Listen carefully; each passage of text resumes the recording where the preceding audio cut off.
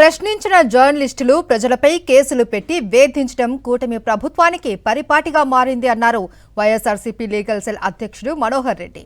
చంద్రబాబు దేవుడు ఎలా అవుతాడు అని జర్నలిస్ట్ కేవీఆర్ ప్రశ్నిస్తే అక్రమ కేసు పెట్టారు అని ఆగ్రహం వ్యక్తం చేశారు. ముగ్గురు కానిస్టేబుల్తో 3rd డిగ్రీ ప్రయోగించారు అని తెలిపారు. కోర్టులో కేవీఆర్ భార్య హెబియస్ కార్పస్ పిటిషన్ వేస్తే ఆమెను కూడా బెదిరించారు అని చెప్పారు.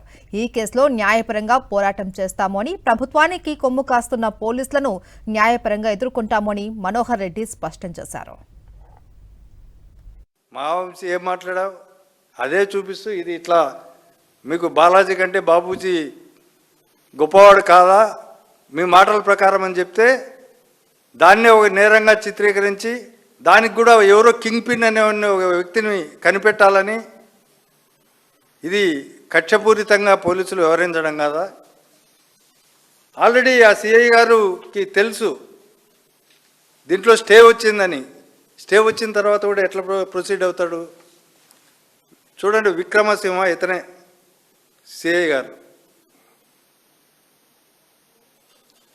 ఈయన తన పేరు నిలబెట్టుకోవాలనుకున్నాడో ఏమో తెలియదు.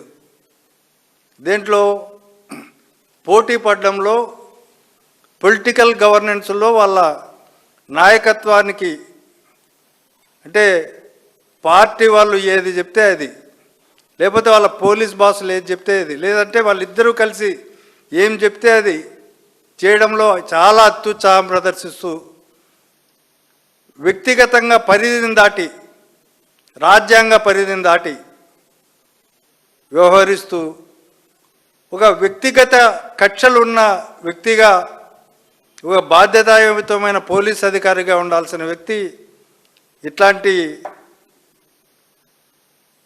ఉల్లంఘనల ద్వారా అతను నేరం చేయడం కాదా అని మేము ప్రశ్నిస్తున్నాం. తప్పకుండా అతన్ని వీటన్నిటిపైన ఆల్రెడీ హైకోర్టులో స్టే ఉంది. మళ్ళీ సబ్సిక్వెంట్గా పంపించిన నోటీసులు వీటన్నిటిని కూడా కోర్టు దృష్టికి తీసుకొస్తాం. అతన్ని హింసించిండే వైనాన్ని అవన్నీ కూడా కోర్టుకు చెప్తాం. ప్రైవేట్ కంప్లైంట్లు వేస్తాం. ఆ పోలీస్ అధికారి పైన చర్యలు తీసుకోవాలని ప్రభుత్వాన్ని కోరుతాం. ప్రభుత్వం ఆ పని చేయకపోతే తప్పకుండా న్యాయస్థానాలను మేము ఆశ్రయిస్తాం.